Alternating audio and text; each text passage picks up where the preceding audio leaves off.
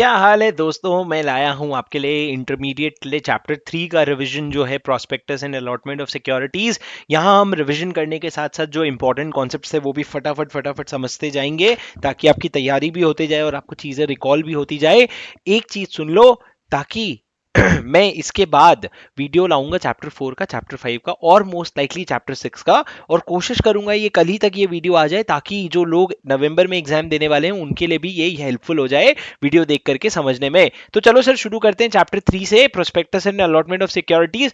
Very important chapter दोस्त, 10 mark का आता है क्वेश्चन इसमें से, बहुत ज्यादा इंपॉर्टेंट है और ये चैप्टर आपको पूरा पढ़ना ही पड़ेगा।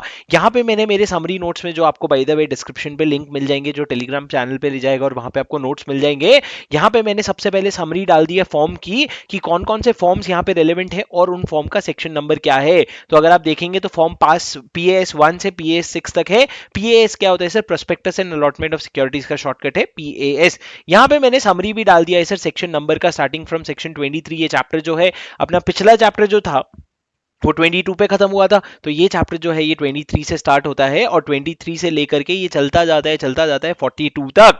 अब सर शुरू करते हैं थोड़ा सा चैप्टर। चैप्टर क्या है? Prospectus and allotment of securities. मतलब हम दो चीजों के बारे में बात करेंगे, एक तो बहुत डिटेल में प्रोस्पेक्टस के बारे में बात करेंगे, दूसरा हम अलॉटमेंट ऑफ सिक्योरिटीज के बारे में बात करेंगे। ये चैप्टर ब्रॉडली दो पार्ट्स में डिवाइडेड है। मैं पूछूंगा क्या, तो आप बोलोगे सर पता है ना, अभी तो आपने बताया प्रोस्पेक्टस और अलॉटमेंट ऑफ सिक्योरिटीज। नहीं, ये ब्रॉडली दो पार्ट में डिवाइडेड है, एक है पब्लिक ऑफर और दूसरा है प्राइवेट प्लेसमेंट। जो सेक्शन 24 से लेके 41 तक आपको दिख रहा है ना, ये सिर्फ पब्लिक ऑफर की बात करता है, और जो सेक्शन 42 है, जो आगे एक आखिरी सेक्शन है, वो किसकी बात करते हैं? प्राइवेट प्लेसमेंट की। चलो शुरू करते हैं sir. This chapter is broadly divided into two parts. एक पार्ट 1 है जो provision relating to issues of securities through public offer, मतलब फर्स्ट सेक्शन 23 से लेकर के सेक्शन 41 तक पूरा पब्लिक ऑफर के बारे में बात करते हैं। और एक पार्ट 2 है जो सिर्फ प्राइवेट प्लेसमेंट की बात करते हैं, जो सेक्शन 42 है, वो अपने आप में बहुत बड़ा सेक्शन है सर। सेक्शन 23 क्या है? Public offer and private placement. It says that दो तरह की कंपनीज होते हैं, पब्लिक कंपनी और प्राइवेट कंपनी। तो उन लोगों को जब पैसे रेज करने होते हैं तो वो कहां कहां से रेज कर सकते हैं पैसे? तो लॉ ने बोला कि भैया if you are a public company ना, you may issue securities through prospectus to public, which is public offer. Second, you may go for private placement, और third, you may go for right issue और bonus issue. Right issue और bonus issue भी कर सकते हो अगर आप public company हो, पब्लिक ऑफर भी कर सकते हो। But if you are a private company ना, in that case you can only raise money to private placement. आपके लिए पब्लिक ऑफर अलाउड नहीं है, और राइट इशू और bonus issue as per SEBI guidelines और एज पर दिस एक्ट आप कर सकते हो। मतलब कुल मिला के कहने वाली बात यह है सर कि अगर आप पब्लिक कंपनी हो तो आप पब्लिक ऑफर कर सकते हो, प्राइवेट प्लेसमेंट कर सकते हो, राइट इशू कर सकते हो, बोनस इशू कर सकते हो। लेकिन अगर आप प्राइवेट कंपनी हो ना, तो आप सिर्फ प्राइवेट प्लेसमेंट कर सकते हो, राइट इशू और बोनस इशू कर सकते हो, पब्लिक ऑफर नहीं कर सकते। ऑब्वियस ही बात है ना सर, आपको प्राइवेट कंपनी का डेफिनेशन याद है। अब सर पब्लिक ऑफर क्या होता है? पब्लिक ऑफर तीन चीजें होती है sir, initial public offer, further public offer and offer for cell. Initial public offer क्या होता है? जब आप पहली बार कभी भी पब्लिक के पास जा रहे हो सिक्योरिटीज इशू करने के लिए, तो उसको इनिशियल पब्लिक ऑफर कहते हैं। आजकल तो आईपीओ का जमाना है, आईपीओ समझाना पड़ना नहीं चाहिए। दूसरा है FPO, further public offer. Further public offer मतलब क्या सर? एक बार आपका आईपीओ हो गया ना, उसके बाद और पैसे चाहिए ना, तो वो होता ही एक तरह का पब्लिक ऑफर ही है, उसको हम फर्दर पब्लिक ऑफर कहते हैं। और ऑफर फॉर सेल मतलब सर, अगर कोई एग्जिस्टिंग प्रमोटर या एग्जिस्टिंग शेयर होल्डर आईपीओ के साथ साथ अपने शेयर्स बेच रहा है, या फिर यूं ही कंपनी के थ्रू अपने शेयर्स बेच रहा है, तो उसको ऑफर फॉर सेल्स कहते हैं। कुछ इंपॉर्टेंट डेफिनेशन है सर, जैसे सिक्योरिटी का डेफिनेशन जो है वो हमारे यहां पे इन्होंने डिफाइन किया है कि एज पर सेक्रा होगा। सेक्रा करके एक एक्ट है, सिक्योरिटीज कॉन्ट्रैक्ट रेगुलेशन एक्ट, उस एक्ट में जो सिक्योरिटी का डेफिनेशन है वही डेफिनेशन यहां पे लग जाएगा। बहुत ब्रॉड डेफिनेशन है सर, उसमें सिक्योरिटीज में इक्विटी सब इंक्लूड हो जाते हैं। I don't think there is a need to by heart that particular definition, but prospectus का डेफिनेशन बहुत इंपॉर्टेंट है दोस्त। प्रोस्पेक्टस क्या होता है? इस चैप्टर का पहला पार्ट है prospectus and allotment of securities. Prospectus is defined in section 270। आपको याद करना पड़ेगा, आपको 268 भी याद होना चाहिए, आपको 271 भी याद होना चाहिए। नहीं है तो अभी जाके चेक करो, लेकिन 270 याद है सर, 270 याद करो। प्रोस्पेक्टस होता है। अब प्रोस्पेक्टस क्या होता है sir? Prospectus means any document, कोई भी डॉक्यूमेंट डिस्क्राइब्ड और इशूड एज अ प्रोस्पेक्टस। कोई भी डॉक्यूमेंट डिस्क्राइब्ड और इशूड एज अ प्रोस्पेक्टस। अगर आपने एक कागज में ऊपर प्रोस्पेक्टस लिख के दिया ना, तो वो प्रोस्पेक्टस हो जाता है। And it includes RHP, SP and any notice, circular और एडवर्टाइजमेंट और other document inviting offer from the public for subscription और purchase of any securities of the body corporate. Sir अगर आपका रेड हेरिंग प्रोस्पेक्टस है, shelf prospectus है, या फिर कोई भी नोटिस है, कोई भी सर्कुलर है, कोई भी एडवर्टाइजमेंट है जो इनवाइट करता है offer from the public to subscribe और परचेज, सर सब्सक्राइब और परचेज में क्या डिफरेंस होता है? अगर कंपनी पहली बार सिक्योरिटीज इशू कर रही है ना, तो आप उस कंपनी के सिक्योरिटीज को सब्सक्राइब करोगे। लेकिन अगर कंपनी ऑफर फॉर सेल के थ्रू अगर सिक्योरिटीज दे रही है, मतलब मैंने आपको क्लास में एग्जांपल दिया था, पेटीएम में विजय शेखर जो पेटीएम का फाउंडर है, उसने अपने शेयर्स ऑफर किए थे। तो जो पेटीएम कुछ न्यू शेयर्स इशू कर रही थी वो हम सब्सक्राइब करते हैं, लेकिन जो शेयर्स पेटीएम विजय शेखर से लेके हमको बेच रही है, उस शेयर्स को हम परचेज करते हैं, सब्सक्राइब नहीं करते। तो सर इसीलिए यहाँ पे इन्होंने लिखा है, कोई भी नोटिस, कोई भी सर्कुलर या कोई भी डॉक्यूमेंट जो इनवाइट करता है offer from the public for subscription और परचेज ऑफ एनी सिक्योरिटीज। ये हो गया sir section 270 which is the definition of the public offer. Sir section 24 हमारे सिलेबस में नहीं है, तो अगर आप यहाँ ऊपर मैंने जो समरी डाला है ना, यहाँ पे मैंने डाल दिया है, लेकिन ये आपके लिए रेलेवेंट नहीं है। Power of SEBI to regulate issue and transfer of securities, ये आपके लिए अभी रेलेवेंट नहीं है, फाइनल में पढ़ लेना।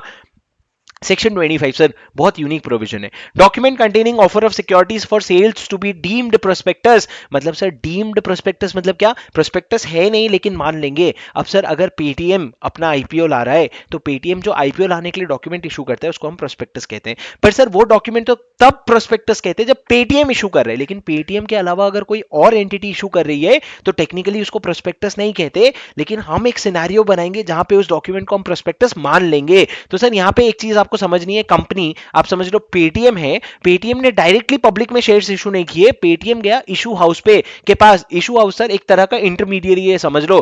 पेटीएम ने बोला यार मेरे को आईपीओ लाना है, लेकिन आईपीओ के लिए इतना सारा सेबी का कंप्लायंस मैं नहीं कर सकता, तो सर एक कोई इशू हाउस था, वो इशू हाउस कंपनी के पास बोला और गया और बोला अरे मैं कर लूंगा ना, तू टेंशन क्यों ले रहा है? तो जैसे ही इशू हाउस कंपनी के पास गया, तो इशू हाउस जो है वो मीडिएटर हो जाएगा। अब इशू हाउस सामने पब्लिक एट लार्ज के पास जाएगा, सिक्योरिटीज इशू करेगा, बदले में पैसा लेगा। तो सर यहां इस केस में जब इशू हाउस भी पब्लिक एट लार्ज के पास जा रहा है ना, तो जो डॉक्यूमेंट इशू हाउस इशू कर रहा है उसको भी हम प्रोस्पेक्टस मान लेंगे। जनरली पेटीएम का आईपीओ है तो जो डॉक्यूमेंट पेटीएम इशू करता है उसको प्रोस्पेक्टस मानते हैं, लेकिन अगर पेटीएम का आईपीओ इशू हाउस इशू कर रहा है, उसमें जो वो डॉक्यूमेंट इशू कर रहे हैं ना उसको भी प्रोस्पेक्टस मान लेंगे। सर प्रोस्पेक्टस मानने से प्रॉब्लम या बेनिफिट क्या होता है? जितने भी प्रोस्पेक्टस रिलेटेड प्रोविजंस हैं कि अगर तुमको कौन साइन करना चाहिए, अगर तुमने गलत चीजें लिखी तो कौन रिस्पॉन्सिबल होगा, वो सारी चीजें एप्लीकेबल हो जाएगी। सर ये क्या बात कर रहे हैं? Deemed prospectus. डीम्ड प्रोस्पेक्टस क्या है? Where a company allots or agrees to allot any security of the company with a view that those security shall be offered for sale to public, any document which by which such offer for sale is made for all purpose shall be deemed to be purposes. अगर एक company किसी और company को अपने securities allot कर रही है with an intention की जो वो सिक्योरिटीज है वो सामने ऑफर फॉर सेल में जाएगा, तो उसको आप उस ऑफर फॉर सेल, उस डॉक्यूमेंट को भी डीम्ड प्रोस्पेक्टस मान लोगे। सर क्या होगा अगर आप डीम कर लोगे? तो law relating to the content of the prospectus and liability under section 34 35, the very important liability, ये दोनों चीजें एप्लीकेबल हो जाएगी। एंड द पर्सन मेकिंग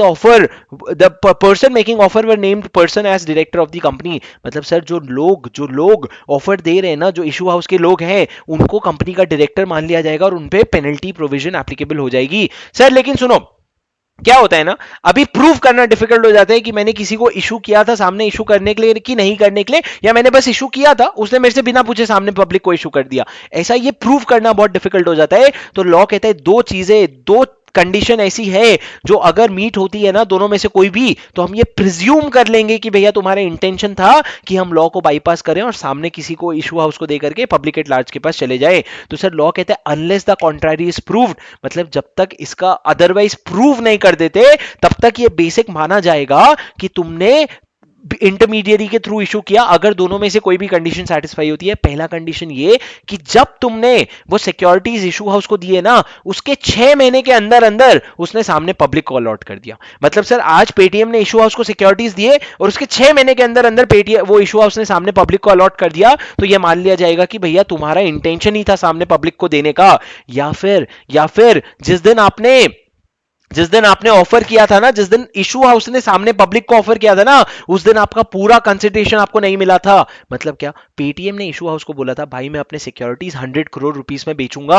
अब सर वो 100 करोड़ तो टेक्निकली उसको दे देना चाहिए ना, लेकिन अगर वो इशू हाउस बोल रहा है नहीं मैं उसको सामने पब्लिक को इशू करूंगा और पब्लिक से जब पैसे आएंगे तब तेरे को दूंगा, तो सर ये तो क्लियर कट है कि तुमको पता है हम पब्लिक के पास जाने वाले हैं। तो सर ये दोनों केस में हम ये प्रिज्यूम कर लेंगे कि भैया तुम्हारा जो this will be evidence that the allotment of securities was made with a view for it being offered to for sale to the public. मतलब हमने आपको दिया ही ये था क्योंकि हमको पता था आप आगे पब्लिक के पास लेके जाने वाले हो. दो presumptions है सर, बहुत इंपॉर्टेंट है. In addition to the matter stated under 26, मतलब matter under 26 मतलब matters to be stated in prospectus. आपको prospectus में क्या क्या चीजें लिखनी पड़ती है या कहां कहां फाइलिंग करनी पड़ती है.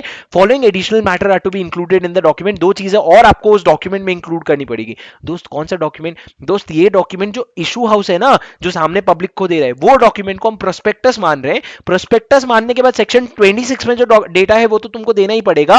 उसके अलावा और भी दो डेटा देना पड़ेगा. पहला, net amount of consideration to be received by the company, मतलब पेटीएम को कितने पैसे मिलने वाले हैं इस इशू के बाद. और दूसरा, time and place at which the contract for allotment of the said securities में बी इंस्पेक्टेड. मतलब सर पेटीएम और इशू हाउस के बीच में जो कॉन्ट्रैक्ट हुआ है ना, वो कौन से टाइम पे और कौन से प्लेस पे हम उसको क्या कर सकते हैं, इंस्पेक्ट कर सकते हैं. ये दो चीजें आपको एडिशनल बतानी पड़ेगी. और सर इस डॉक्यूमेंट को सिग्नेचर भी करवाना पड़ेगा. अगर कंपनी है तो दो डायरेक्टर्स, और अगर पार्टनरशिप फर्म है, कौन पार्टनरशिप फर्म है सर? Issue house. अगर इशू हाउस कंपनी है तो दो डायरेक्टर साइन करेंगे. अगर पार्टनरशिप फर्म है तो at least half of the partner will have to sign the documents. Sir ये क्या प्रोविजन हो गया? Deemed prospectus. डीम्ड प्रोस्पेक्टस में आपको ये बस कॉन्सेप्ट याद करना है कि कंपनी डायरेक्टली पब्लिक के पास नहीं जाती, कंपनी वाया एक इशू हाउस पब्लिक के पास जाती है. तो अगर company via issue house public के पास जा रही है ना, तो आपको कुछ चीजों का कंप्लायंस करना पड़ेगा.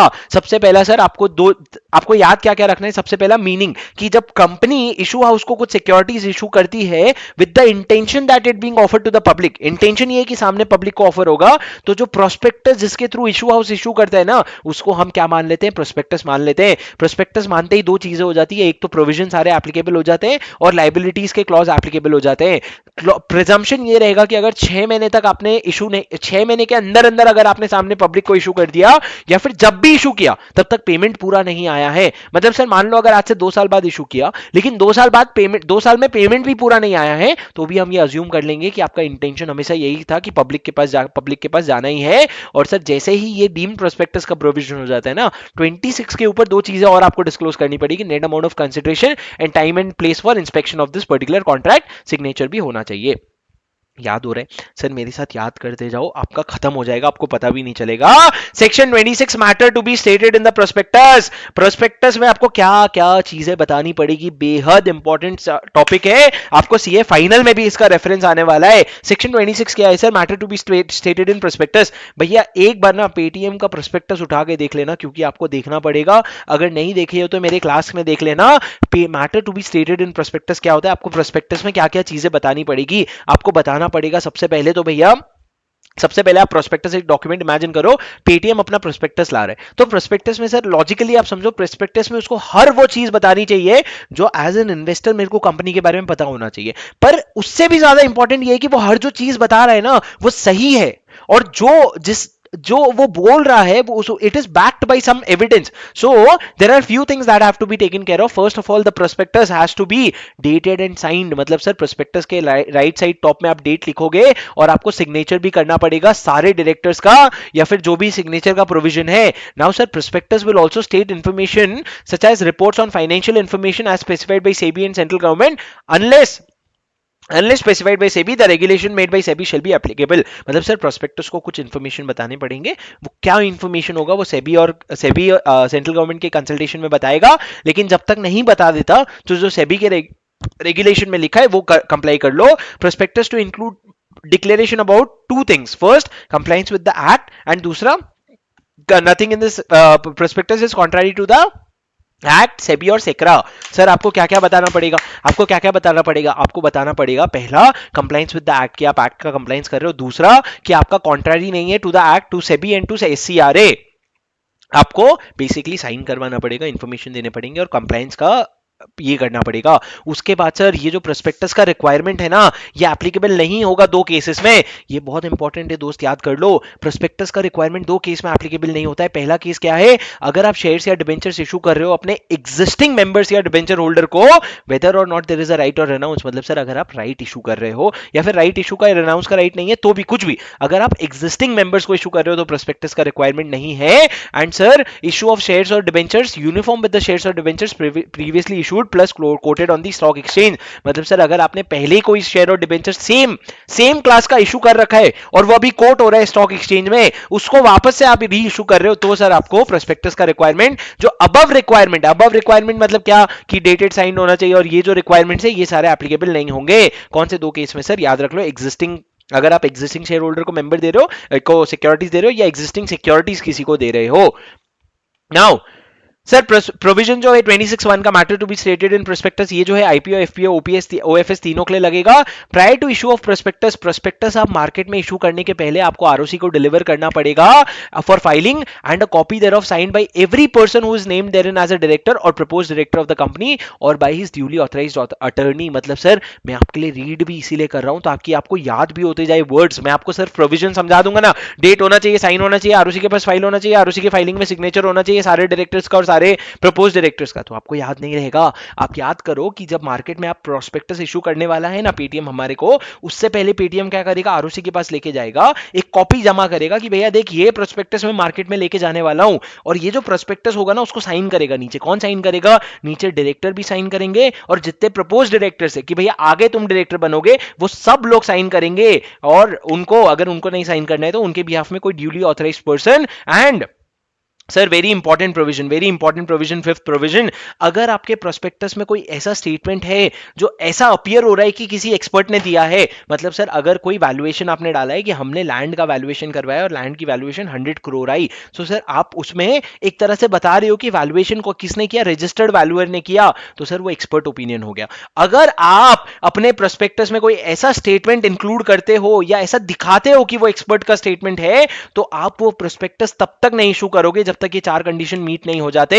सबसे पहला, जो एक्सपर्ट जिसने वो स्टेटमेंट दिया है ना, ही इज नॉट एंगेज्ड और interested in the promotion or formation of the company, मतलब सर उसका कंपनी से कोई लेना देना नहीं है। And he has given his written consent to issue the prospectus. Sir अगर लैंड का वैल्यूएशन एक रजिस्टर्ड वैल्यूअर ने करके दिया, रजिस्टर्ड वैल्यूअर कौन था सर, मेरे एग्जांपल में मान लो पार्थ था, अगर पार्थ ने वो करके दिया रजिस्टर्ड लैंड का वैल्यूएशन, तो हमको पहली चीज ये देखनी पड़ेगी कि पार्थ जो है वो हमारा relative, he is not engaged और interested in the formation of the और management of the company. Second, Parth का मेरे पास रिटन कंसेंट आ गया है कि मैं उसके कंसेंट के साथ ही प्रोस्पेक्टस इशू करूंगा, और सर जो रिटन कंसेंट आया है ना, it is not withdrawn before the delivery of the copy to ROC for filing. जब मैं आरओसी को फाइलिंग के लिए दे रहा हूं उसके पहले वो कंसेंट विड्रॉ नहीं हुआ होना चाहिए। And the statement to that effect shall be included in the prospectus. आपको प्रोस्पेक्टस में लिखना पड़ेगा कि भैया वो रिलेटेड नहीं है, उसका मेरे पास आ गया है रिटन कंसेंट और वो कंसेंट विड्रॉ नहीं हुआ है। ये सारे कंडीशन मीट होंगे तभी एक एक्सपर्ट का स्टेटमेंट जो है वो प्रोस्पेक्टस में जाएगा। एक्सपर्ट कौन होता है सर, एक्सपर्ट कोई भी होता है, सीएस, इंजीनियर, वैल्यूअर, कोई भी, ये सारे लोग एक्सपर्ट होते हैं। इन लोगों का स्टेटमेंट अगर आप ले रहे हो तो आपको ये चार चीजों को ध्यान रखना पड़ेगा।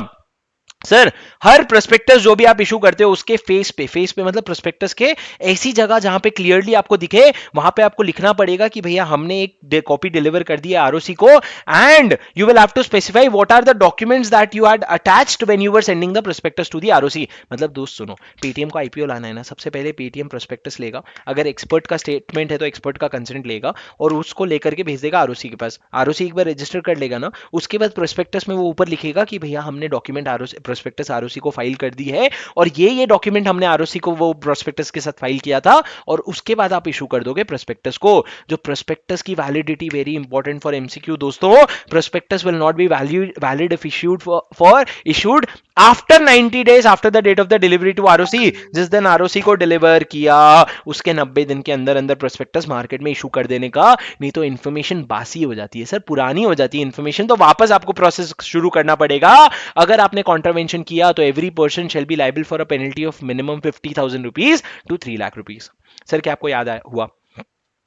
सर ये देखो ब्रॉड पॉइंट्स ये हैं, डेटेड और साइन होना चाहिए। साइन कौन करेगा? सारे डायरेक्टर्स और प्रपोज डायरेक्टर्स। आरओसी को भेजना पड़ेगा कॉपी रजिस्ट्रेशन के लिए, साइन कौन करेगा? और सर आरओसी नहीं रजिस्टर करेगा जब तक consent of all the person whose name is written is received, और उसके बाद वो साइन कर देगा। और क्या क्या आपको चीजें करनी पड़ेगी वो सारी लिखिए। क्या आपको याद हुआ? Did you understand? आगे बढ़े sir. Section 27 variation in the terms and contracts of the और ऑब्जेक्ट्स इन द प्रोस्पेक्टस, बहुत इजी प्रोविजन है सर।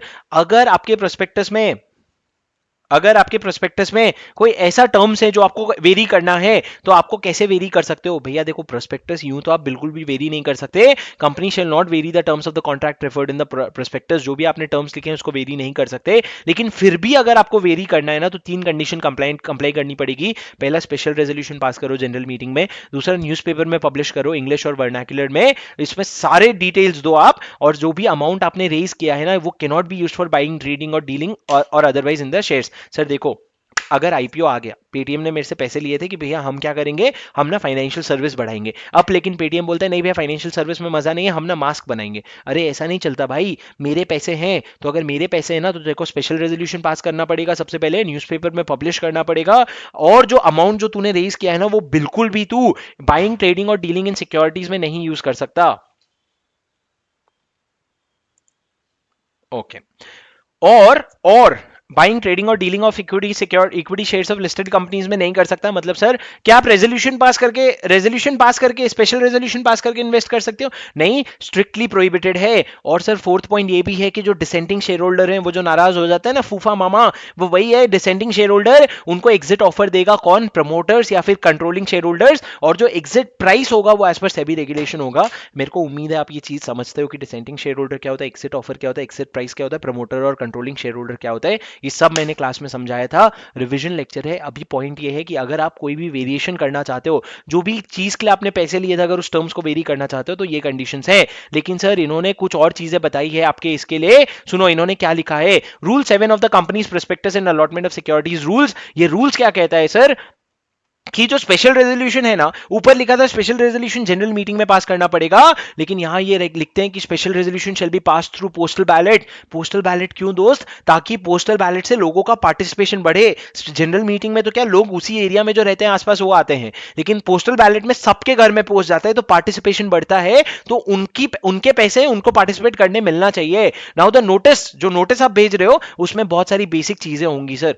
मैंने आपको क्लास में ये याद करवाया था कि किस पर्पस के लिए पैसे लिए थे, कितना पैसा यूज हो चुका है, कितना पैसा बचा है, और जितना पैसा यूज हो चुका है उसमें आपके ऑब्जेक्ट का कितना परसेंट अचीव हो चुका है। मान लो आप बोल रहे थे 10 फ्लोर का बिल्डिंग बनाऊंगा और आपने 3 फ्लोर का बिल्डिंग बनाया है, तो आपका 30% अचीवमेंट हो चुका है। और जो अनयूटिलाइज्ड अमाउंट है वो कितना है, और उस अनयूटिलाइज्ड अमाउंट को आप क्या करने का, क्या यूटिलाइजेशन करने की बात कर रहे हो। चलो मैंने बोला मास्क बनाना चाहता हूं, तो आप ये भी बताओ कि क्यों बनाना चाहते हो, what is your reasons and what is the propose time limit जिसमें आप ये यूटिलाइज कर लोगे। और इसमें रिस्क फैक्टर क्या है? रिस्क फैक्टर ये है कि भैया शायद मैं आगे मास्क यूज करना बंद ही कर दें लोग। तो सर ऐसी चीजें यहां पे आपको लिखनी पड़ेगी। ओरिजिनल पर्पस क्या है, total money raised, money utilised, extent, unutilised amount of the money so raised, particulars of the proposed variations, reasons and justifications, proposed time limit, risk factor and other relevant information. ये सारी चीजें आपको बतानी पड़ेगी। और sir जो ऊपर हमने एडवर्टाइजमेंट की बात की थी ना न्यूज़पेपर में, वो पास 1 PS 1 में न्यूज़पेपर में publish simultaneously with the dispatch of the notice. जैसे ही आप नोटिस भेजोगे उसके साथ साथ आप पब्लिश कर दोगे और आप नोटिस को वेबसाइट पे भी रखोगे। कि आपको समझ आ गया variation in terms of contract. अगर आप वेरिएशन करना चाहते हो जिस भी पैसे के पर्पस के लिए आपने पैसे रेज किए थे, तो आपको क्या कंप्लेंट्स करना पड़ेगा। ब्रॉडली 4 है सर, स्पेशल रेजोल्यूशन, वेबसाइट पे place notice to the, sorry special resolution, फिर उसके बाद आपको वेबसाइट पे प्लेस करना पड़ेगा, न्यूज़पेपर में पब्लिश करना पड़ेगा, और डिसेंटिंग शेयर होल्डर को एग्जिट ऑफर देना पड़ेगा। Section 28 offer for sale of shares by certain members of the company. यहाँ पे मैंने आपको एग्जांपल दिया है, जैसे विजय शेखर अपने पेटीएम के आईपीओ में अपने शेयर सेल करता है, तो क्या सीन होता है सर। मान लो मैंने एक कंपनी इनकॉर्पोरेट की और उस कंपनी में मेरा 100% शेयर होल्डिंग है। अब मैं कंपनी को आईपीओ पे लेके जाना चाहता हूं, तो मैं सोच रहा हूं आईपीओ में बहुत अच्छा वैल्यूएशन मिलेगा भाई, तो मैंने आईपीओ में बोला थोड़ा अपने भी शेयर्स में निकाल देता हूं। तो मैं जो अपने शेयर्स निकाल रहा हूं ना उसको कहते हैं ऑफर फॉर सेल। तो ऑफर फॉर सेल अगर मेरे को करना है या विजय शेखर को पेटीएम में करना था, तो वो क्या करेगा, वो ऑथराइज करेगा कंपनी को, वो पेटीएम को ऑथराइज करेगा। लेकिन ऑथराइज कैसे करेगा सर, वेयर सर्टेन मेंबर्स, अगर कुछ मेंबर सेल करना चाहते हैं to offer their share holding to the public, then they may authorize the company to take necessary action and reimburse the company of all the expenses incurred। जो भी उनका खर्चा हुआ है वो reimburse करवा लेंगे।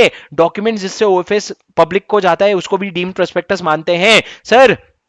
जो ओएफएस का केस होता है ना, ऑफर फॉर सेल, तो उसमें इस चैप्टर के कुछ प्रोविजंस नहीं एप्लीकेबल होंगे, जैसे कि मिनिमम सब्सक्रिप्शन इतना होना चाहिए, मिनिमम एप्लीकेशन वैल्यू इतना होना चाहिए, the provision requiring any statement to the board made by the board in respect of utilisation of the money. Sir अगर इस एक्ट में कहीं लिखा है कि जब आप पैसे रेज कर रहे हो तो बोर्ड एक स्टेटमेंट देगा कि हम इसको कहां यूटिलाइज करेंगे। अब सर आप पैसे कंपनी नहीं रेज कर रही है, आप तो किसी और का शेयर सेल कर रहे हो ना, तो ये प्रोविजन आपके लिए एप्लीकेबल नहीं होगा। एंड एनी अदर प्रोविजन और information which can not be compiled और gathered by the offerer with detailed justification for not being able to comply with such provision। Sir मैंने आपको बताया था ऑफर फॉर सेल क्यों होता है, मेंबर्स डायरेक्टली क्यों नहीं बेचना चाहते, कंपनी के थ्रू क्यों बेचना चाहते हैं, ये सारी चीजें मैंने आपको बताया था। लेकिन अभी मुद्दे की बात ये है सर, ऑफर फॉर सेल करने के लिए आप कंपनी को ऑथराइज कर सकते हो, लेकिन कंपनी जो भी उसमें एक्सपेंसेस बेयर करेगी उसको बाद में आपको रीइंबर्स करना पड़ेगा। और जो डॉक्यूमेंट्स हैं जिसके थ्रू ऑफर फॉर सेल करोगे उसको प्रोस्पेक्टस कहते हैं। और सर आपका जो भी प्रोविजन रिलेटेड, जो भी एक्ट में प्रोविजन है जो रेलिवेंट नहीं है, जैसे कि minimum subscription, minimum application value, ये सारे ऑफर फॉर सेल में नहीं एप्लीकेबल होंगे। Prospectus shall disclose the name of the person entity bearing the cost of making the offer for sale express reason. मतलब प्रोस्पेक्टस में आपको लिखना पड़ेगा पेटीएम कि भैया ये जो ऑफर फॉर सेल का कॉस्ट है ना, ये कौन बेयर कर रहा है, कि ओनर बेयर कर रहा है कि कंपनी बेयर कर रही है। समझे? समझा? Sir section 29 public offer of securities to be in demat form. Sir कुछ चीजें इसमें बहुत इंपॉर्टेंट है, कुछ चीजें बिल्कुल भी इंपॉर्टेंट नहीं है। एक चीज तो आपको अभी पता चली गया होगा, demat account demat account demat account सुन सुन के, कि भैया आप जो अपने शेयर्स होल्ड करते हो ना, वो आप डीमैट में होल्ड करते हो। पहले सर फिजिकल शेयर सर्टिफिकेट्स हुआ करते थे, अभी भी फिजिकल शेयर सर्टिफिकेट्स हैं, लेकिन कुछ कंपनीज हैं जिनका शेयर्स डीमटेरियलाइज्ड हो गया है, डीमैट फॉर्म में आ गया है। कौन सी कंपनी है sir? Every company making public offer, मतलब sir public company, every company making public offer मतलब public company, private company तो आ नहीं सकती। and such other class of company as may be prescribed will issue their securities only in dematerialized form in compliance with the provision of the Depository Act 1996। Sir ये Depository Act 1996 याद कर ही लो, इस act के compliance में आप अपना IPO issue कर सकते हो। हाँ जी सर।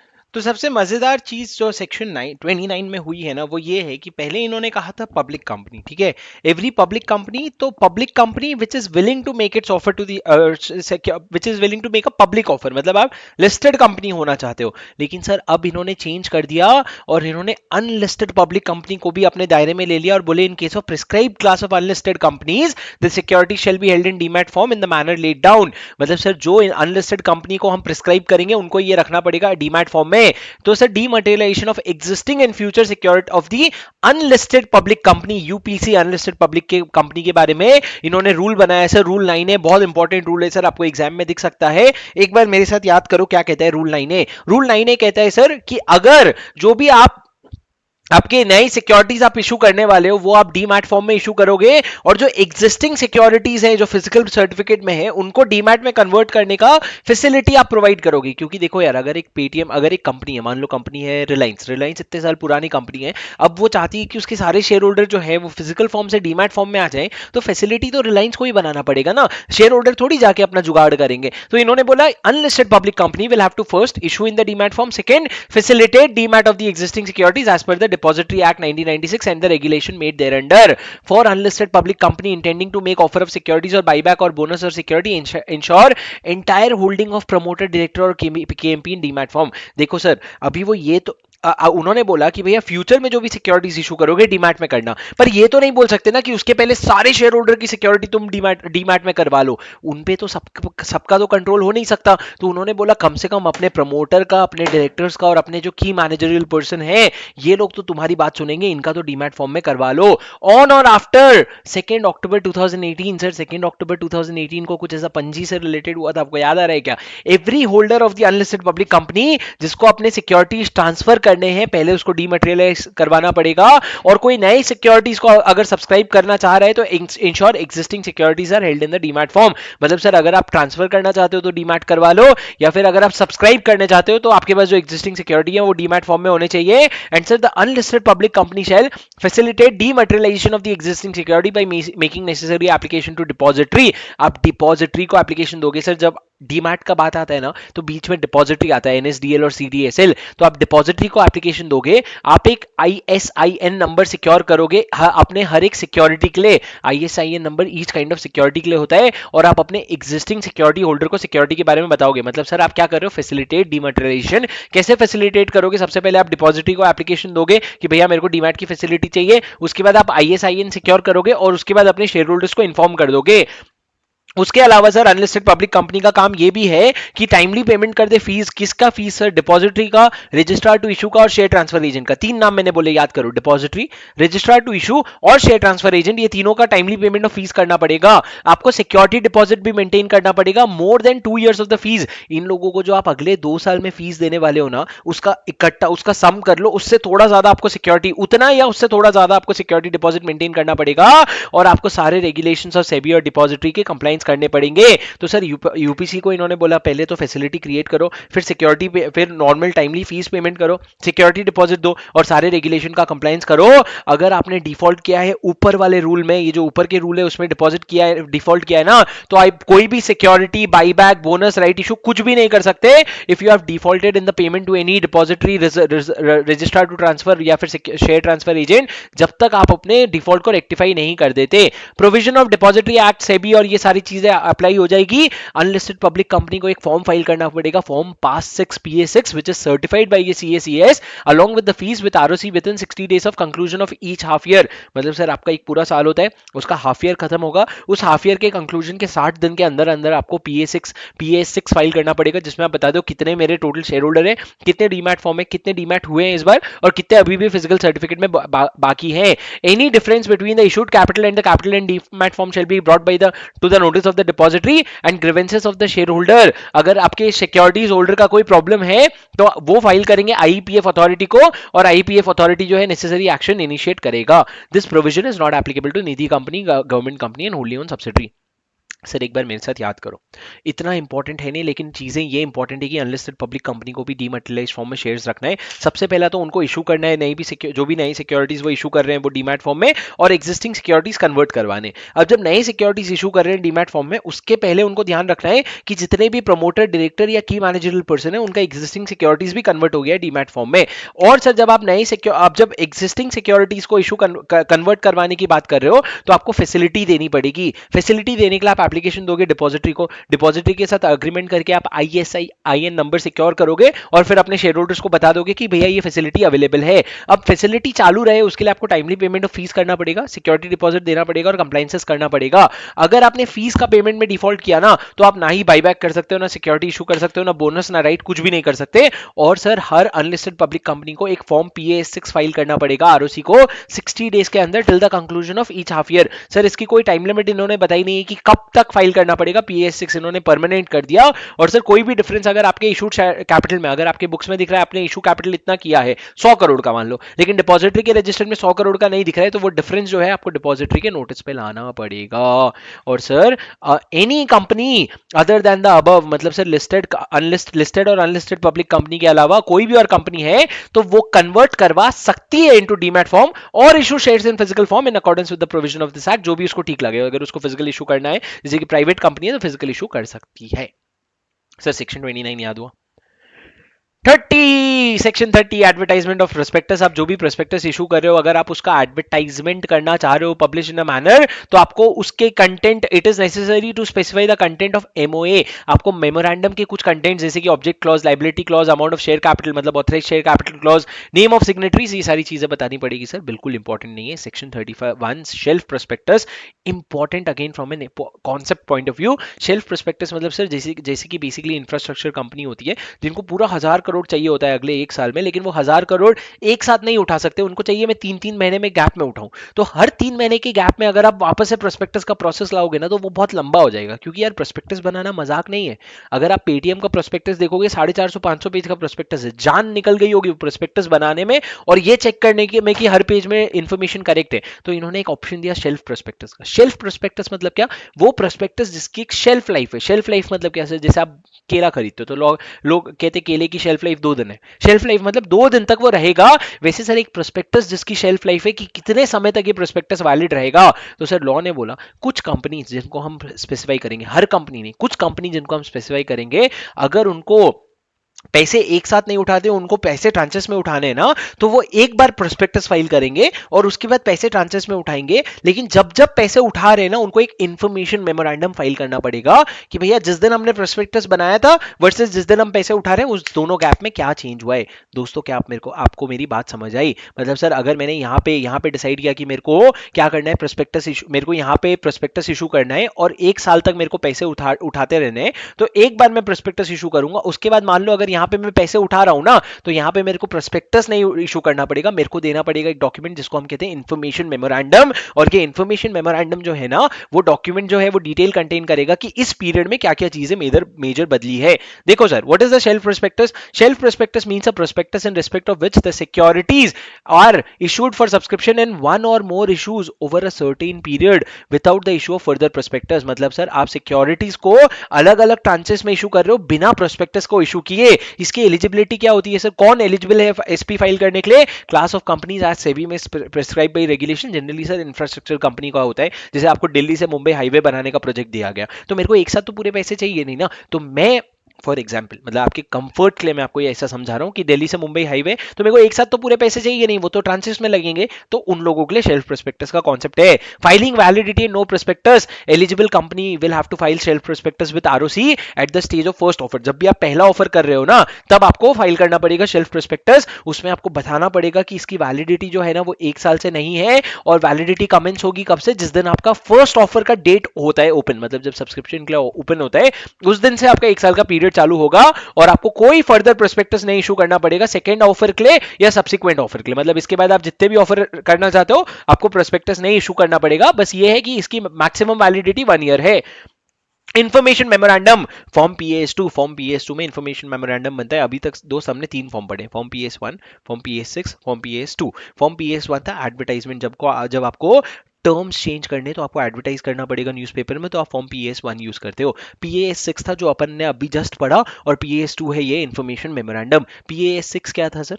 अरे भैया, अभी तुमको यहाँ पीएस6 दिखाया ना, अनलिस्टेड पब्लिक कंपनी को फाइल करना पड़ता है 6 महीने के गैप में। अब देखो इन्फॉर्मेशन मेमोरेंडम, इन्फॉर्मेशन मेमोरेंडम ये है sir, within 1 month prior to the second offer और द सब्सिक्वेंट ऑफर। मतलब सर, मैंने शेल्फ प्रोस्पेक्टस तो दे दिया, फर्स्ट ऑफर कर लिया, अब उसके बाद जब सेकंड ऑफर में जा रहा हूं, तो उस ऑफर के 1 महीने पहले मेरे को इन्फॉर्मेशन मेमोरेंडम फाइल करना पड़ेगा आरओसी के पास। इन्फॉर्मेशन मेमोरेंडम में 3 चीजें रहेगी sir. Material, new charges created, आपकी किसी प्रॉपर्टी के अगेंस्ट नया चार्ज क्रिएट हुआ है क्या? अपना चार्जेस का तो पूरा चैप्टर ही है। चेंजेस इन फाइनेंशियल पोजीशन, आपकी अर्थ फाइनेंशियल पोजीशन में कोई चेंजेस हुए हैं क्या?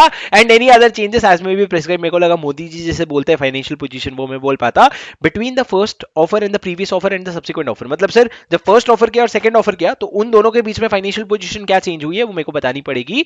मतलब दोस्त, इन्फॉर्मेशन मेमोरेंडम में 3 चीजें बतानी पड़ती है। पहला, new charge created, changes in financial position and other changes as may be prescribe. उसके बाद सर, ये चेंजेस का इंटीमेशन क्या होगा? If company receives application for allotment of securities. देखो, कभी कभी क्या होता है ना, मैं ऑफर करने गया, मैंने बोला फर्स्ट ऑफर के पैसे मंगवा रहा हूं, लेकिन लोग मेरी कंपनी में इतने इंटरेस्टेड होते हैं ना, वो पूरा आगे आने वाले ऑफर के भी पैसे एक साथ दे देते हैं। मतलब सर, वो एक तरह का एडवांस पेमेंट हो गया। तो अगर एडवांस पेमेंट होता है ना, तो जिन्होंने एडवांस पेमेंट किया है, उनको जो भी चेंजेस होंगे मैं अलग से इंटीमेट करूंगा। अगर वो चेंजेस उनको एप्लीकेबल, अगर उनको एक्सेप्टेबल नहीं है, तो मेरे को रिफंड करना पड़ेगा 15 दिन के अंदर अंदर। और सर फाइनल बता दूं, shelf prospectus plus information memorandum will be called as your prospectus for each subsequent offer that you are making. Sir simple concept है शेल्फ प्रोस्पेक्टस। शेल्फ प्रोस्पेक्टस मतलब क्या? जहां पे आप एक प्रोस्पेक्टस जो आप करते हो फाइल, क्यों? क्योंकि आपको बहुत सारे इश्यूज करने हैं over a certain period of time, तो वो प्रोस्पेक्टस जिसकी खुद की वैलिडिटी होती है, वो सेल्फ प्रोस्पेक्टस होता है। शेल्फ प्रोस्पेक्टस कौन फाइल करते हैं? Such class of company as may be prescribe. अब शेल्फ प्रोस्पेक्टस फर्स्ट ऑफर के पहले, फर्स्ट ऑफर जब आप कर रहे हो ना, उसके पहले फाइल करोगे, उसके बाद दरकार नहीं है। उस प्रोस्पेक्टस में आप वैलिडिटी लिखोगे प्रोस्पेक्टस की, 1 ईयर मैक्सिमम है सर, 1 ईयर से ज्यादा नहीं हो सकता, लेकिन 6 महीने 3 महीने जैसा आपको ठीक लगे आप वैसा रख सकते हो।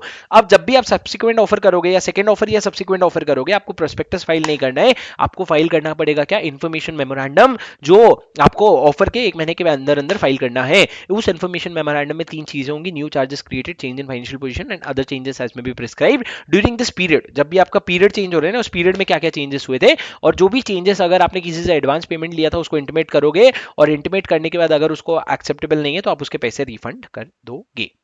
सर आपको क्या शेल्फ प्रोस्पेक्टस की बात समझ आई? एक बार नीचे कमेंट में जाओ और लिखो हाँ सर समझ आई, ताकि मेरे को समझ आए कि अरे हाँ, आपको समझ आ रहा है। समझे दोस्त? चलो आगे बढ़ते हैं। Section 32 red herring prospectus again an important provision sir देखो सेक्शन 29 क्या था सेक्शन 29 था डीमैट फॉर्म उसके बाद अपन ने सेक्शन 30 पढ़ा वो कुछ है section 31 shelf prospectus section 32 red herring prospectus section 33 है आपको मैं बताऊं सेक्शन 33 है एवरेज प्रोस्पेक्टस तो ये तीन प्रोस्पेक्टस अपने को पढ़ना है types of prospectus red herring prospectus क्या होता है sir red herring prospectus is one step before the final prospectus red herring prospectus मतलब क्या अगर जैसे आजकल क्या होता है अगर आपको पता है आईपीओ आता है तो आईपीओ में प्राइस रेंज रहता है 1500 रुपीज से 1570 रुपीज का रेंज है आप उसमें जो भी आपको बिड करना है करो अब सर जनरली लोग 1570 बिड करते हैं तो सर ये रेंज जो होता है ना ये इसलिए होता है क्योंकि पेटीएम को अपने वैल्यूएशन का कंफर्ट नहीं है उसको पता ही नहीं है मेरे शेयर की क्या वैल्यू है तो वो मार्केट में ऐसा खुला छोड़ देते हैं कि तुमको जो वैल्यू देने की दो जो भी मैक्सिमम वैल्यू आएगी हमको हम वो रख लेंगे तो सर इसको बोलते हैं कि that you are raising funds but you are not taking a fixed price you are going for bidding methods when you are asking the public to give the price quotation तो sir जब आप public के पास जा रहे हो और बोल रहे हो प्राइस दे तो आप तो बता नहीं पाओगे ना आप कितने में इशू कर रहे हो तो सर एक प्रोस्पेक्टस जिसमें इशू प्राइस ना लिखा हो वो रेड हेरिंग प्रोस्पेक्टस होता है prospectus which does not include complete particulars of the quantum and price of the securities included therein मेरे को बस इतना पता होता है मेरे को 10,000 करोड़ रुपए रेज करने हैं अब एक शेयर कितने रुपए का है वो मेरे को पता नहीं अगर एक शेयर 10,000 करोड़ का है तो मैं तो एक ही शेयर इशू करूंगा लेकिन अगर एक शेयर 1 रुपए का है तो मेरे को 10,000 करोड़ शेयर इशू करने पड़ेंगे तो ना तो मेरे को क्वांटम पता है ना मेरे को प्राइस पता है उसके अलावा प्रोस्पेक्टस में सारी चीजें सेम है company proposing to make an offer for security may issue RHP prior to the prospectus RHP has to be filed with the ROC at least 3 days prior to the opening of the subscription list and the offer मतलब sir Paytm का IPO जिस दिन खुला उसके 3 दिन पहले ROC को file हो जाना चाहिए और सर RHP के भी वही ऑब्लिगेशंस है जो प्रोस्पेक्टस के हैं कि भैया सारे कंटेंट सेम होने चाहिए and sir any variation between RHP and HHP to be highlighted as variation in the prospectus अगर RHP के बाद आप प्रोस्पेक्टस में क्वांटम और प्राइस के अलावा कुछ और चीजें चेंज करते हो ना तो आपको वो हाईलाइट करनी पड़ेगी और जैसे ही आपका क्लोज होगा ऑफर तो प्रोस्पेक्टस मतलब RHP में आप क्वांटम और प्राइस बताओगे प्रोस्पेक्टस और क्लोजिंग प्राइस बताओगे और आपको वो फाइल करना पड़ेगा आरओसी और सेबी के पास मतलब से पहले मैं आरएचपी बनाऊंगा सेबी आरओसी के पास जाऊंगा पब्लिक के पास जाऊंगा प्राइस डिटरमाइन होगा प्राइस डालूंगा और फिर उसको फाइनल में आरओसी और सेबी के पास फाइल कर दूंगा क्या आपको समझा RHP very important provision prospectus which does not contain complete particulars about the quantum and price of the securities section 33 issue of application form for securities issue of application form for securities मतलब क्या sir अगर आप securities issue कर रहे अगर आप securities के लिए एप्लीकेशन फॉर्म मंगवा रहे हो ना जैसे पेटीएम आज के जमाने में तो सर ऑनलाइन सब हो गया असबा वसबा सिस्टम आ गया लेकिन पहले सर आपको क्या करना पड़ता था पहले आपको जा करके एप्लीकेशन फॉर्म भर के देना पड़ता था तो उस समय ये कॉन्सेप्ट रेलेवेंट था एवरेज प्रोस्पेक्टस का कि जो भी आप एप्लीकेशन फॉर्म भिजवा रहे हो ना उसके पीछे एक समरी डाल दो प्रोस्पेक्टस का क्योंकि पूरा 400 पेज तो कोई पढ़ेगा नहीं तो जो की पॉइंट्स है उसको उठा के एवरेज प्रोस्पेक्टस में डाल दो और उसको हर एप्लीकेशन के साथ अटैच कर दो this section will not be applicable अगर आप अंडरराइटिंग अग्रीमेंट के लिए एप्लीकेशन भरवा रहे हो या फिर सिक्योरिटी जो आप पब्लिक को ऑफर नहीं कर रहे हो उनके लिए एप्लीकेशन भरवा रहे हो तो ये प्रोविजन एप्लीकेबल नहीं है और सर डिफॉल्ट का क्या प्रोविजन होगा 50,000 रुपए कंपनी को पेनल्टी लगेगी बहुत ज्यादा इंपॉर्टेंट नहीं है सर लेकिन ठीक है पता होना चाहिए सेक्शन 34 और section 35 liability for miss statement बड़े बड़े अक्षरों में बहुत बड़े बड़े अक्षरों में लिख लो सुपर इंपॉर्टेंट मतलब हद पार इंपॉर्टेंट है सर सेक्शन 34 भी लाइबिलिटी है सेक्शन 35 भी लाइबिलिटी है सेक्शन 34 क्या है क्रिमिनल लाइबिलिटी अगर आप प्रोस्पेक्टस में कुछ भी मिस स्टेटमेंट करोगे ऐसा स्टेटमेंट जो गलत है या मिसलीड कर रहा है तो आपको क्रिमिनल लाइबिलिटी लगेगी क्रिमिनल लाइबिलिटी मतलब क्या सर आप सेक्शन 447 में लाइबल हो जाओगे सर क्रिमिनल लाइबिलिटी तो कंपनी और ऑफिसर इन डिफॉल्ट को लगेगी अलग बात है लेकिन क्रिमिनल लाइबिलिटी का क्या करेंगे मेरे तो पैसे डूब गए ना अगर पेटीएम ने आईपीओ निकाला पेटीएम ने आईपीओ में जितने भी फैक्ट्स दिए थे बहुत सारे गलत थे तो आप कंपनी पे पेनल्टी लगा रहे हो और ऑफिसर इन डिफॉल्ट पे पेनल्टी लगा रहे हो मेरे को समझ आता है लेकिन मैंने जो पैसे इन्वेस्ट किए उसका क्या तब आता है sir civil liability in picture देखो सेक्शन 34 क्या कहता है सिविल क्रिमिनल लाइबिलिटी मतलब प्रोस्पेक्टस सुन रहे हो तुम मेरी बात सर चिल्ला क्यों रहे हो अरे तो क्योंकि तुम सुनते नहीं हो खो जाते हो सुनो if prospectus includes any statement which is untrue और misleading then every person who authorises the issue of such prospectus shall be liable under section 447 रट जाना चाहिए दोस्त नीचे अपन पढ़ेंगे थोड़ी देर में सेक्शन 447 के लिए लायबल हो जाएंगे हर वो पर्सन जिसने ऑथराइज किया था क्या वो प्रोस्पेक्टस कंपनी लायबल नहीं हो रही है section not applicable if the person proves that पर सर अगर पेटीएम का प्रोस्पेक्टस आया और उसको पार्थ ने ऑथराइज किया था एक्सपर्ट ओपिनियन, लेकिन बाद में पार्थ ने प्रूव कर दिया कि भैया जो मैंने स्टेटमेंट या ओमिशन दिया था ना वो एकदम इममटीरियल था, वो रेलेवेंट ही नहीं था, एकदम इममटीरियल था, तो वो लाइबल नहीं है। या फिर वो प्रूव कर दे कि उसके पास रीजनेबल ग्राउंड टू बिलीव था at that point of time that the statement is untrue और दैट द इंक्लूजन और ओमिशन वाज नेसेसरी। अगर ऐसा उसको लगता है कि भैया स्टेटमेंट अनट्रू था तो अलग चीज है सर, लेकिन अगर आपने जानबूझ के किया है, आपको पता था मटीरियल है, पता था ट्रू अनट्रू है, फिर भी आपने डाला है, तो आपको लाइबिलिटी हो जाएगी सर। दो केसेस में नहीं लगेगी, अगर इममटीरियल था, अगर आपके पास रीजनेबल ग्राउंड टू बिलीव था कि ये स्टेटमेंट ट्रू है, या फिर इसका ओमिशन करना जरूरी था। सेक्शन 35 सिविल, वो ये हो गया सर लेफ्ट साइड में क्रिमिनल लाइबिलिटी। अब मैं आपको बता रहा हूं, ये हो गया लेफ्ट साइड, नहीं आपके इस तरफ है सॉरी उस तरफ हो गया क्या, क्रिमिनल लाइबिलिटी। अभी ये जो हम पढ़ने वाले हैं ये क्या है, ये सिविल लाइबिलिटी है, छोड़ दो सर। सिविल लाइबिलिटी क्या होती है, केस। सर सिविल लाइबिलिटी मतलब क्या, अगर किसी पर्सन ने सब्सक्राइब किया था आपकी सिक्योरिटीज को, subscribe is the word, purchase नहीं लिखा है दोस्त, तेरे को अब भी मैंने सब्सक्राइब और परचेज में डिफरेंस बताया था मेरे दोस्त।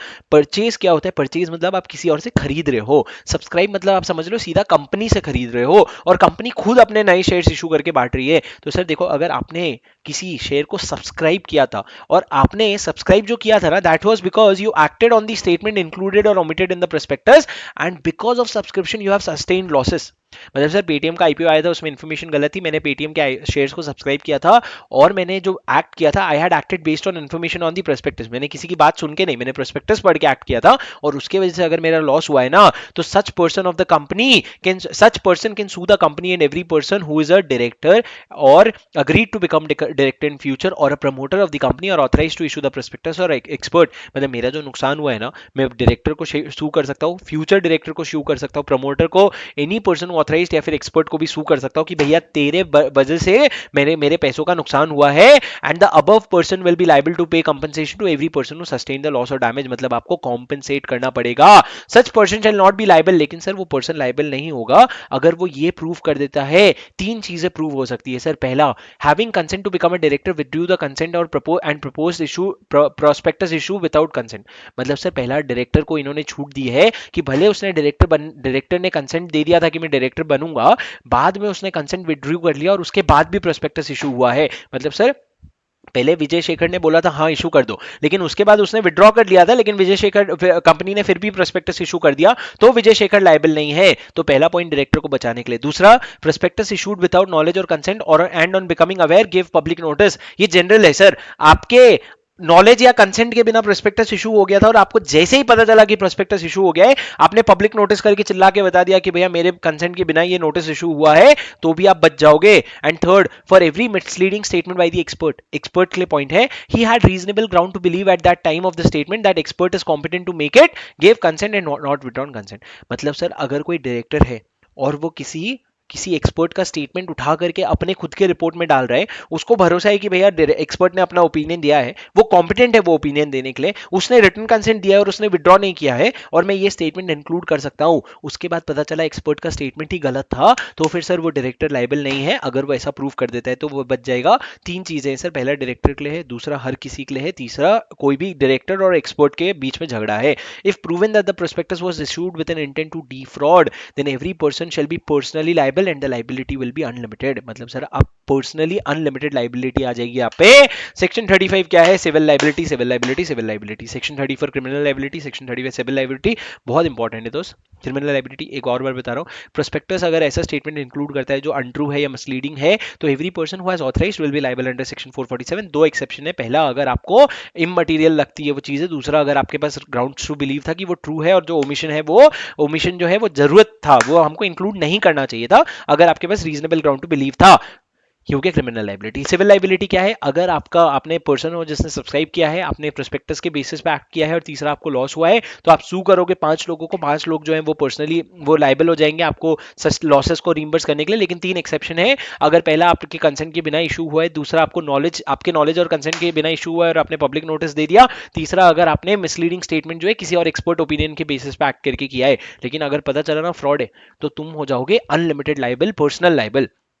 Punishment for fraud sir, section 447 मेरे साथ याद कर लो। क्या होता है सर, अगर आपने फ्रॉड किया है तो कंपनीज एक्ट में क्या लाइबिलिटी है, इन्होंने एक लिमिट सेट किया है सर। लिमिट क्या है, 1% ऑफ द टर्नओवर और 10 लाख रुपीज, ये लिमिट है। इस लिमिट के अगर ऊपर है ना तो क्या होगा, इस लिमिट के नीचे है तो क्या होगा, और इस लिमिट के ऊपर है और पब्लिक इंटरेस्ट भी इन्वॉल्व है तो क्या होगा, ये चीजें हम पढ़ेंगे सर। लिमिट क्या है, एक बार मेरे साथ अपने मुंह से बोलो, 1% ऑफ द टर्नओवर और 10 लाख रुपीज। अगर इस लिमिट के, ये लिमिट है, अगर इस लिमिट के ऊपर का फ्रॉड है ना और उसमें पब्लिक इंटरेस्ट इन्वॉल्व नहीं है तो आपको जेल होगी minimum 6 months to maximum 10 years।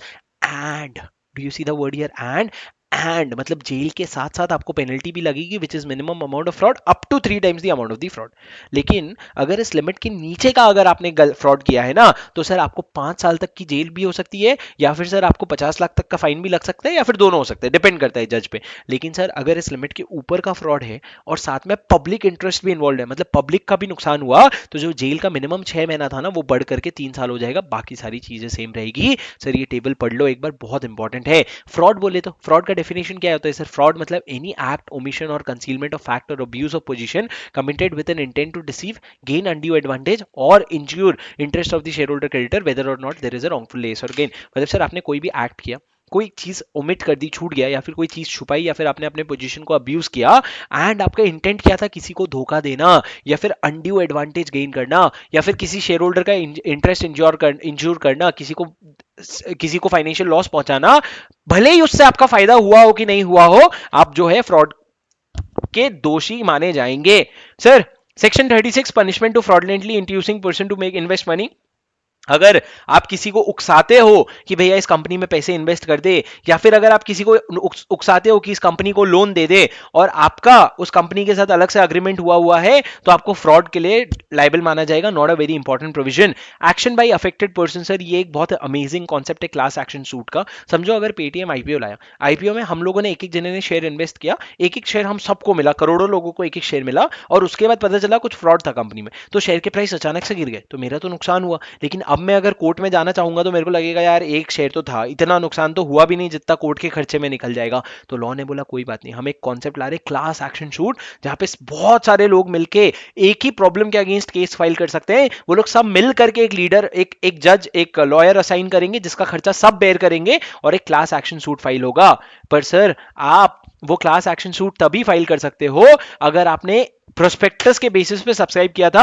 A suit में बी फाइल्ड और एनी अदर एक्शन में be taken under section 34, 35, 36 by any person or any other association of person affected by any misleading statement or inclusion or omission of the matter in the prospectus। मतलब sir अगर Paytm के IPO को मैंने subscribe किया था और मेरा नुकसान हुआ तो मैं क्लास एक्शन फाइल कर सकता हूं।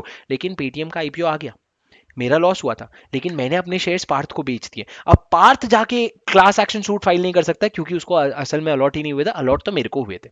समझे सर? उससे बात आती है अलॉटमेंट। मतलब क्या होता है? Allotment means appropriation of previously unappropriate company capital of the company. Company of capital नहीं होगा, कैपिटल ऑफ द कंपनी होगा। जो आपका ऑथराइज शेयर कैपिटल होता है उसमें कुछ चीजें आपने अभी तक अलॉट नहीं की है, उन पोर्शन को अलॉट करना will be considered as allotment. तो सर पहला स्टेप है, आप प्रोस्पेक्टस इशू कर रहे हो जिसका मतलब होता है इन्विटेशन टू ऑफर, मतलब सामने वाला ऑफर दे रहा है। जैसे ही आपके पास एप्लीकेशन आता है सामने वाले का, वो ऑफर हो जाता है, और जैसे आप अलॉट करते हो मतलब आपने ऑफर एक्सेप्ट कर लिया, तो सर उससे क्या हो जाता है? एक वैलिड कॉन्ट्रैक्ट।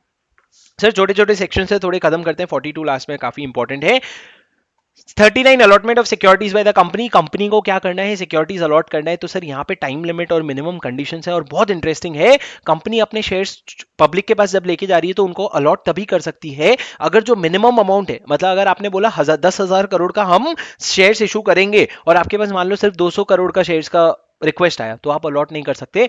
आपका मिनिमम 90% जो है वो सब्सक्राइब हो गया होना चाहिए, and the sums payable on application have been paid to and received by the company in cheque or any other instrument. मतलब सर आपके पास पैसे भी आ गए हैं चेक में या अदर इंस्ट्रूमेंट में, और आपके मिनिमम 90% भी सब्सक्राइब हो गए हैं, तभी अलॉटमेंट की बात करना दोस्त। अगर 10, 12, 15, 50% सब्सक्राइब हुए तो अलॉटमेंट नहीं कर सकते।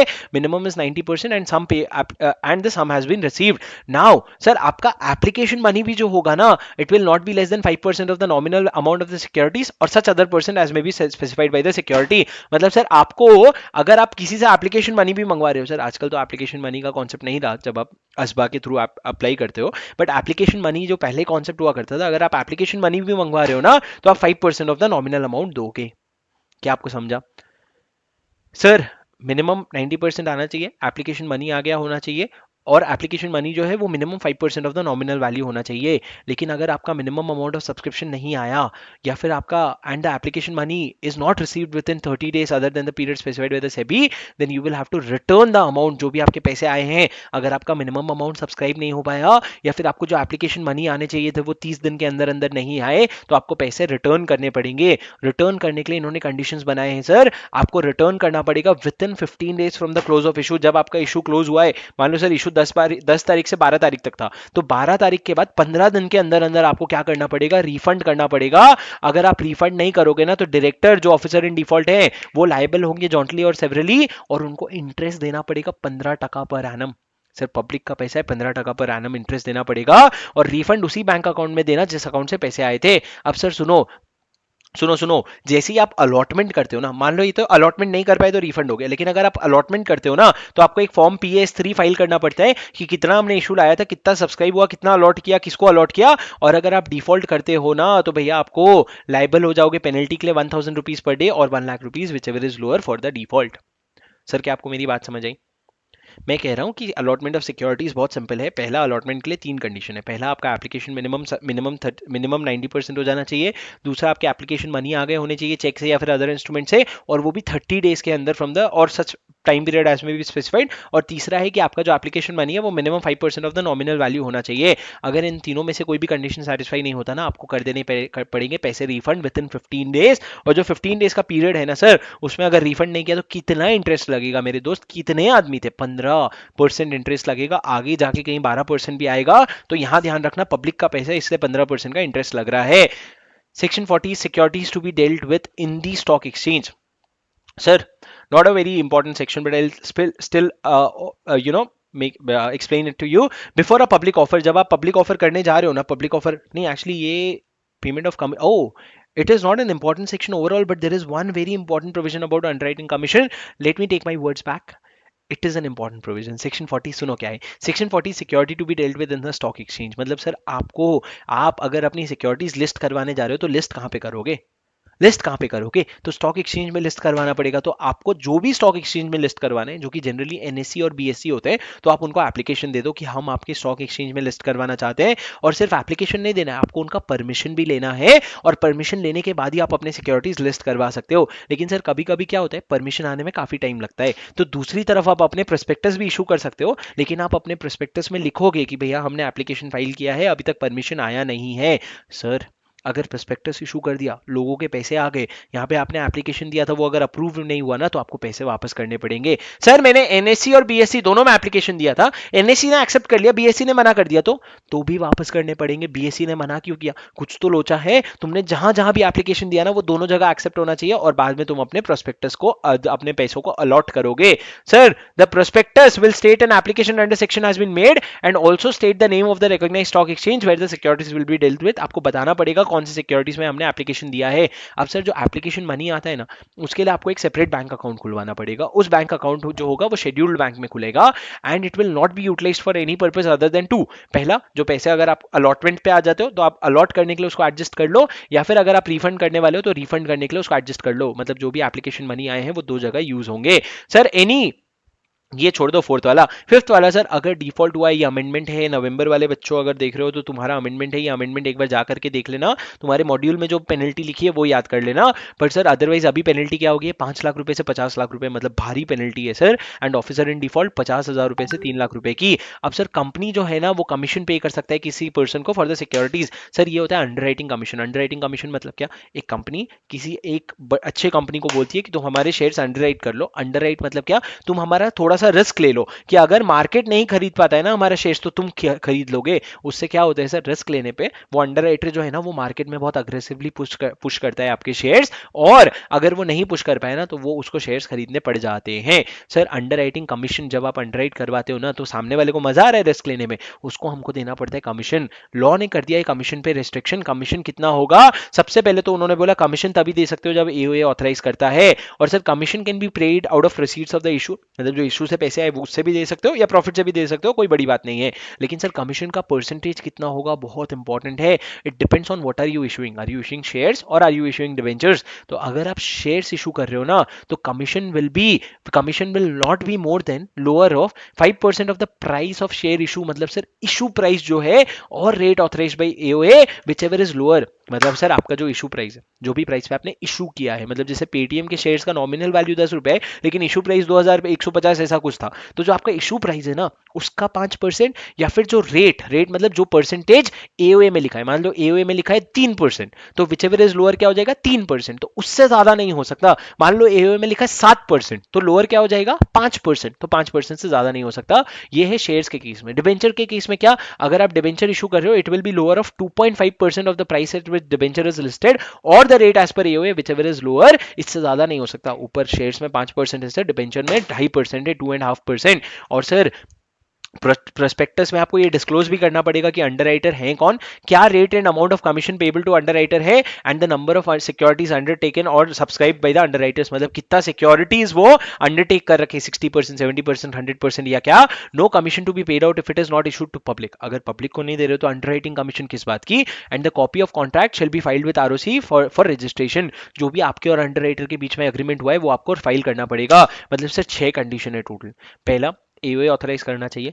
पेमेंट कहाँ से करोगे कमीशन का, कितना लिमिट है कमीशन का, कमीशन जो है उसका प्रोस्पेक्टस में डिस्क्लोजर देना पड़ेगा।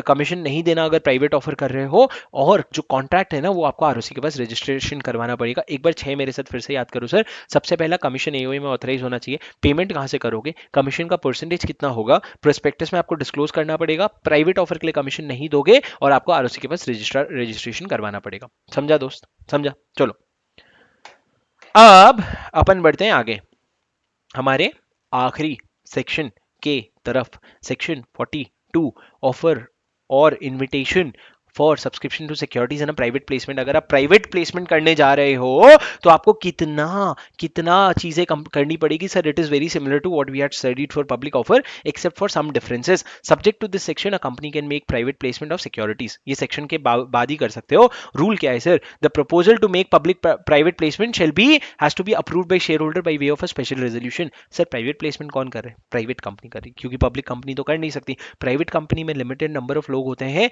आपको उनका स्पेशल रेजोल्यूशन पास करवाने के बाद ही आप प्राइवेट प्लेसमेंट करोगे। अब सर जब स्पेशल रेजोल्यूशन पास करवाने के लिए आप नोटिस भेज रहे हो तो आपको बहुत सारी चीजें बतानी पड़ेगी, जैसे कि व्हाट आर द पर्टिकुलर्स, आप कौन से शेयर्स इशू कर रहे हो और वो कौन से बोर्ड रेजोल्यूशन में अप्रूव हुआ है, क्या सिक्योरिटीज इशू कर रहे हो, क्या प्राइस पे इशू कर रहे हो। क्योंकि भाई मेरी कंपनी है कोई प्राइवेट कंपनी, वो किसी और को जाके सिक्योरिटी इशू कर रही है तो मेरे को पता तो होना चाहिए कि हमसे ज्यादा वोटिंग पावर वाला इशू कर रहे हो, कम वाला इशू कर रहे हो, क्या कर रहे हो।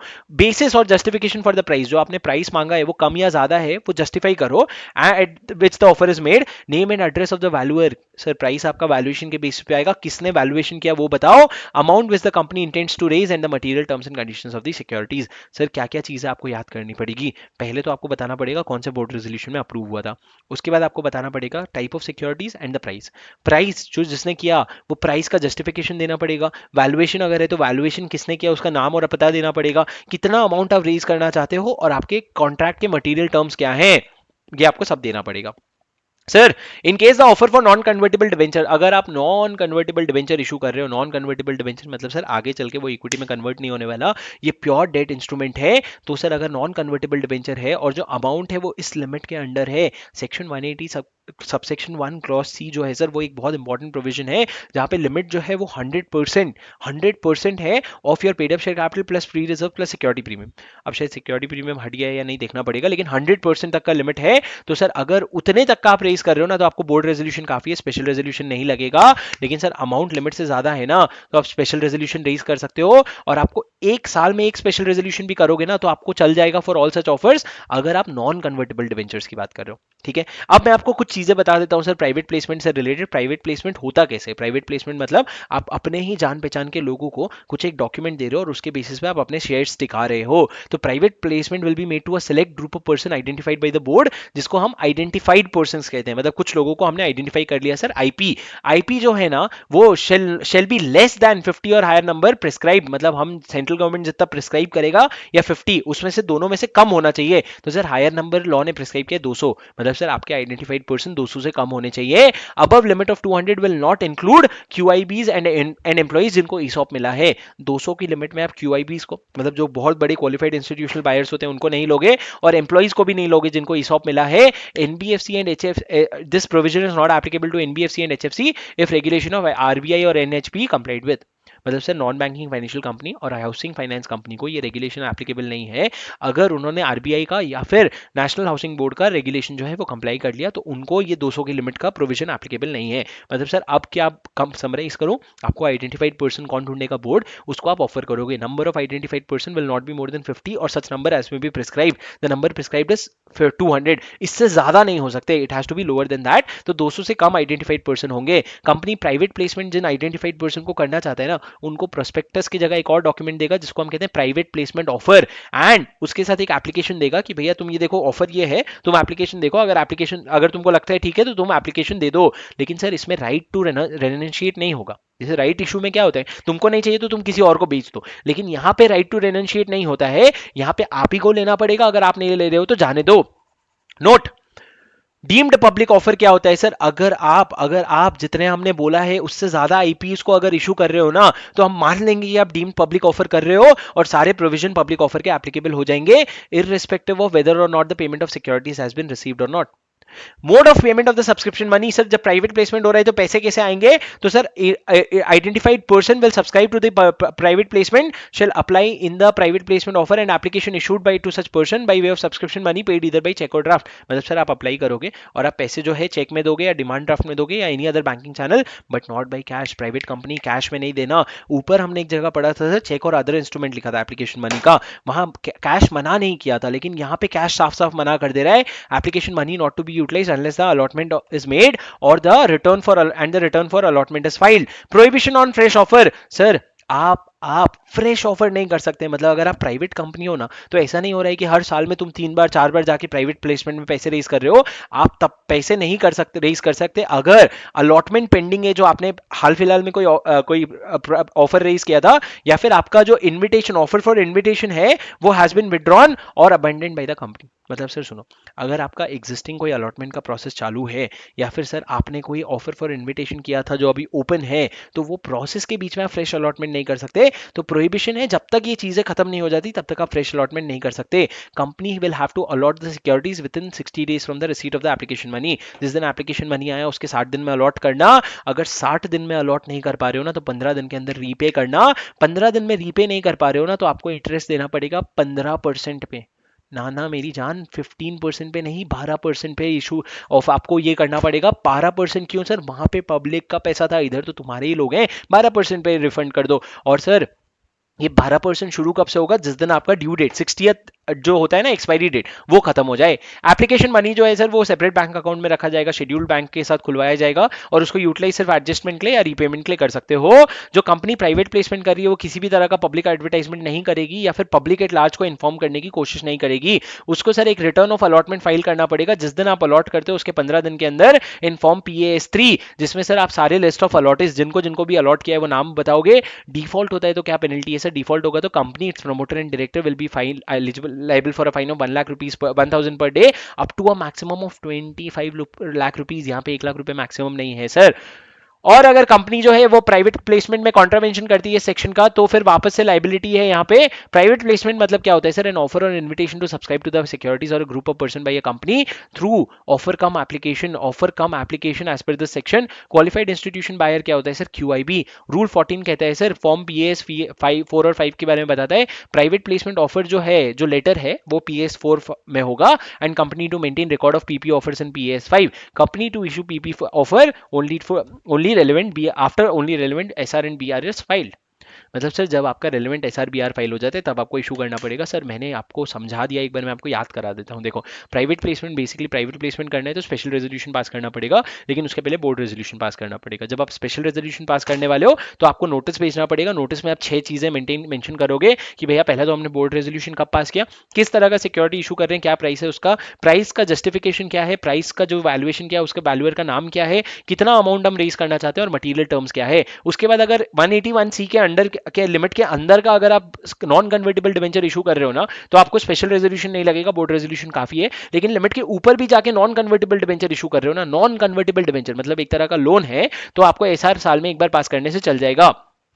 आप बोर्ड को आइडेंटिफाई करना पड़ेगा, आइडेंटिफाइड पर्सन कौन है, उनको आप ऑफर दोगे, private placement offer in the form of offer cum application. जो ये ऑफर होगा ना, ये उन्हीं लोगों को जाएगा जो आइडेंटिफाइड है। ये जो लोग हैं ये 200 से ज्यादा नहीं हो सकते, 50 or such number as may भी प्रिस्क्राइब्ड 200 है, तो 200 से ज्यादा नहीं हो सकते, 200 से कम ही होना पड़ेगा। 200 में 2 लोग नहीं आएंगे सर, क्वालिफाइड इंस्टीट्यूशनल बायर और एम्प्लॉई। और जो सर प्राइवेट प्लेसमेंट ऑफर है और जो एप्लीकेशन है वो आपको इशू करना पड़ेगा, लेकिन सर इसमें राइट टू रेनिशिएट नहीं रहेगा। अगर आप बहुत ज्यादा लोग को इशू करते हो तो पब्लिक ऑफर मान लिया जाएगा।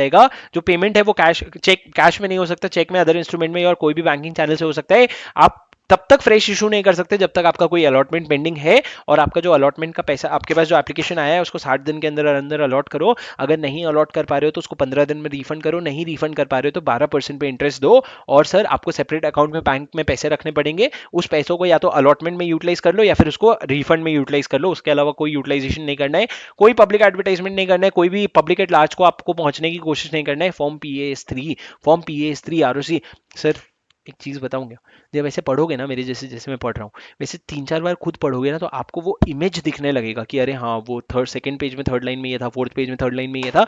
ये इमेज दिखना बहुत जरूरी है, तो बुक देख के कॉन्सेंट्रेशन के साथ पढ़ना बहुत जरूरी है, सारी चीजें याद हो जाएगी दोस्त। I don't think there is anything left. We have completed the revision of this whole chapter in a good chunk of time. I think it's hardly 1 hour, 10 minutes, 15 minutes. That's it. Please do, आपको notes वापस से बता दूं, description पे मिल जाएगा नीचे link पे, जो मेरे टेलीग्राम चैनल पे ले जाएगा, जो मैं इंटरमीडिएट के लिए नया नया बना रहा हूँ। और सर आपको नोट्स मिल जाएंगे, और अगर आपको कुछ चीज चाहिए तो मेरे को कमेंट पे बता देना। लेक्चर कैसा लगा सर कमेंट पे जरूर बता के जाना, लाइक कर लो, सब्सक्राइब कर लो, बहुत सारे कंटेंट आने वाले हैं, फाइनल तक मैं आपका साथ नहीं छोड़ने वाला हूँ। और अपने दोस्तों को फटाफट अभी फटाफट बता दो उसको कि सर के जो रिविजन है वो शुरू हो गए, क्योंकि अगर नहीं बताओगे ना तो नहीं बनाऊंगा वीडियोस तुम्हारे लिए।